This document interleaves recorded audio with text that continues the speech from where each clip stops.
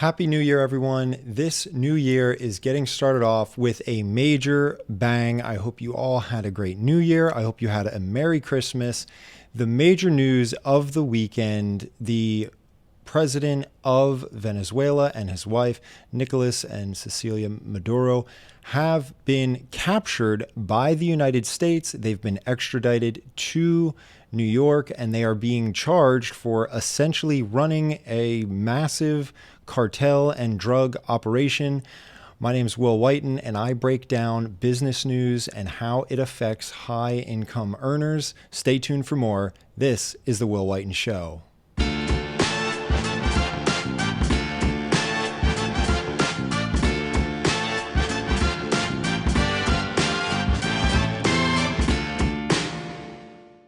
So before we get into the news, please like and subscribe if you haven't already. I'd greatly appreciate it. It definitely helps with the YouTube algorithm when you do that. So without any delay, let's get into it. The news from the weekend. This is an article from CNBC. It says the market has anointed Chevron the big Venezuela winner, but oil majors face a long road before any payoff. So why is Chevron involved? We'll get into that. Chevron holds the advantage as the only major U.S. oil company currently operating in Venezuela.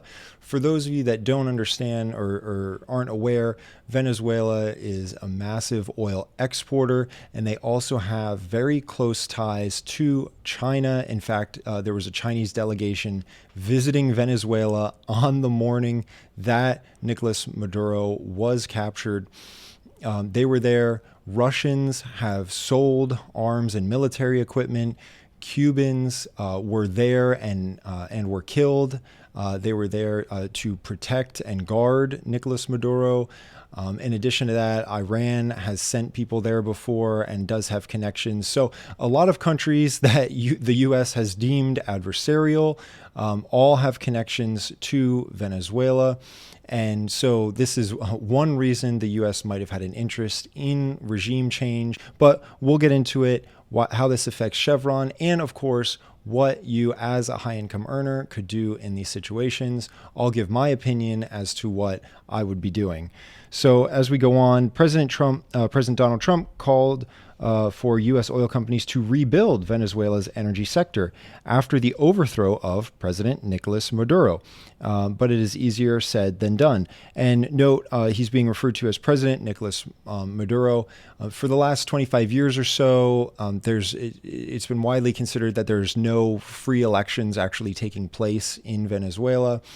The opposition leader who was running against Nicolás Maduro, or attempting to run against Nicolás Maduro last year, actually fled the country for her own safety, Maria Machado, to Norway, I believe. The UN has declared that Nicolás Maduro is a terrible dictator, a murderous dictator. So all in all, it doesn't sound like a pleasant place, and they're definitely not tied to countries that the U.S. is friendly with. The article goes on, Chevron holds advantage as the only major U.S. oil company currently operating, as we read before.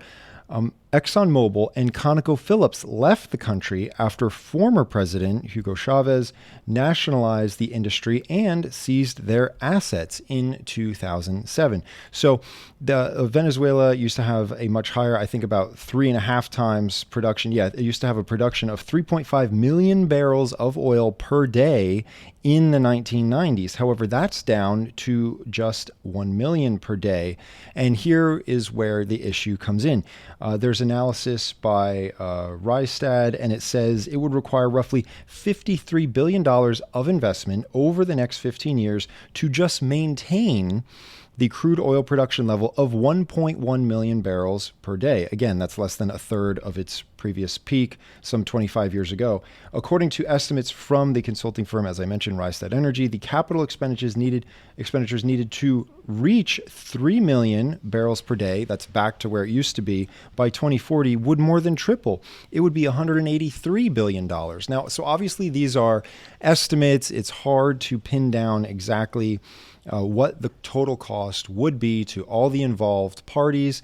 But there's a lot of assumptions that research companies have to take into account in order to come up with these modeled figures of, it takes $53 billion just to keep it going. It takes $183 billion to get it back to where it was.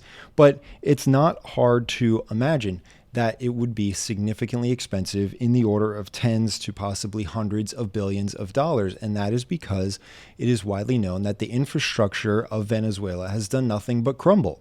It has done nothing but crumble over the last several decades. When the industry was nationalized, when Hugo Chavez took over, after he died, and then Nicolás Maduro took over.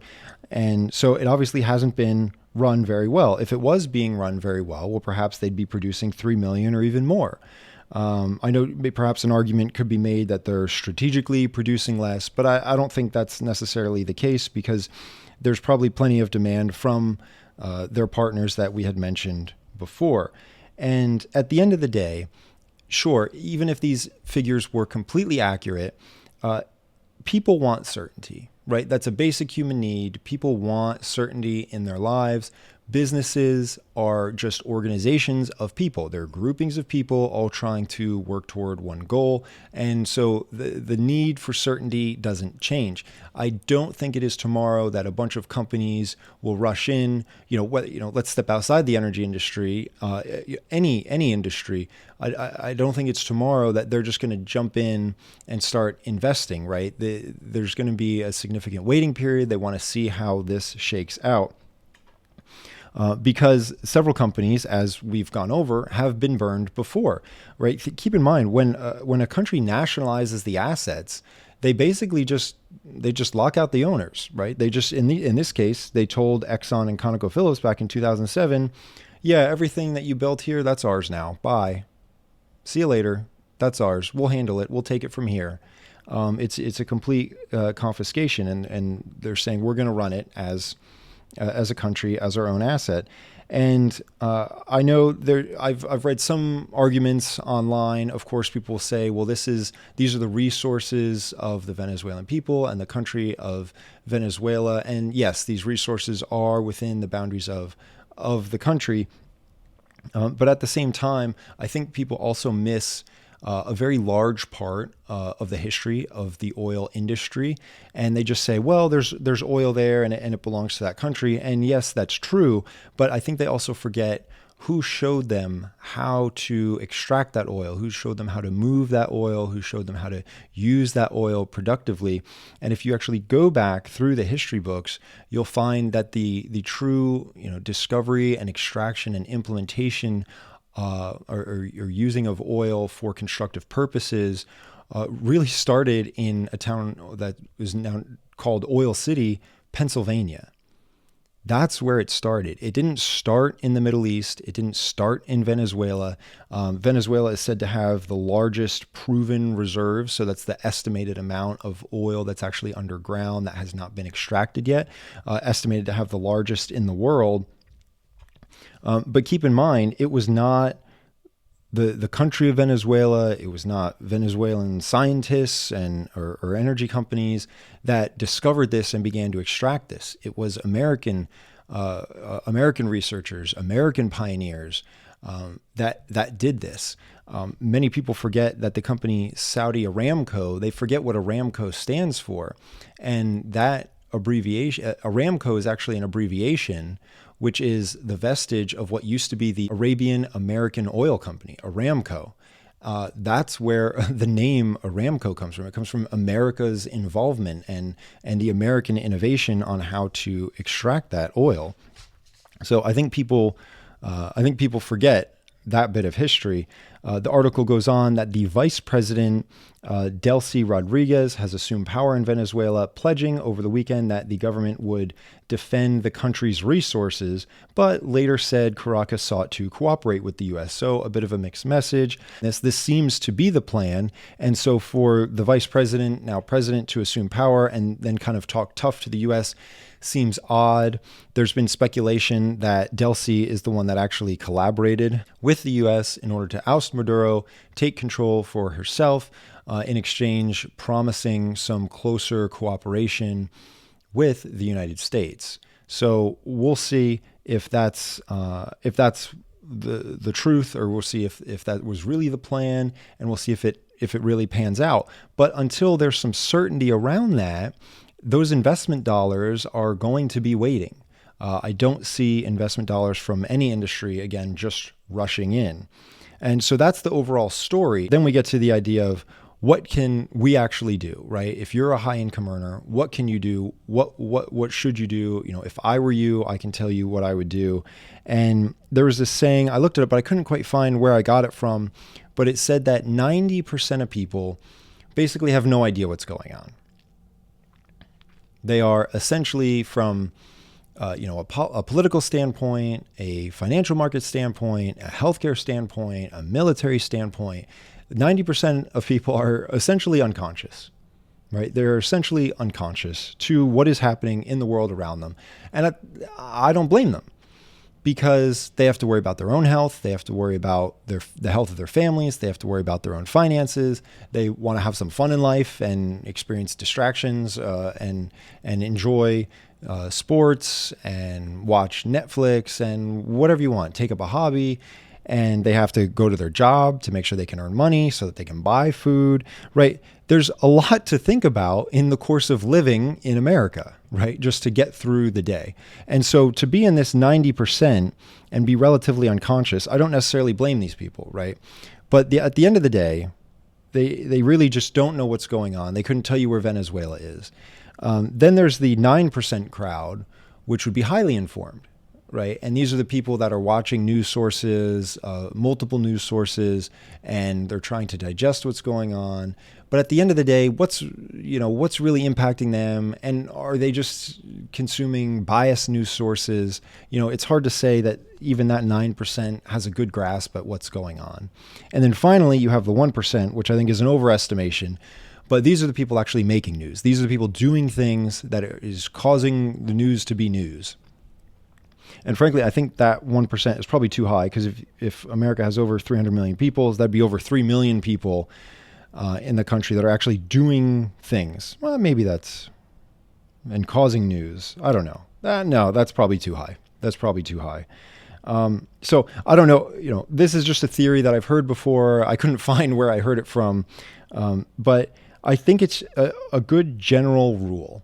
And so, like I said, when we're talking about us, you have to think about where you fall in this. And so say you're making $250,000. And like I would do, I would try and not spend all of that. I would try and use some of that money to buy some freedom, to invest, to try and grow my net worth, to protect, if you have a family, to protect my family, and to provide options, right? Even if you love your job, right, it's good to have options if something happens with the company, or you want to make a change, or of course, if your plan is to retire at some point. So if you're doing that, if you have a high income and you're trying to create options for yourself, you're probably following along the news a little bit. But if you're a lawyer making $250,000 in Chicago, then what does this news do for you? If you're a dentist in Florida, what does this news do for you?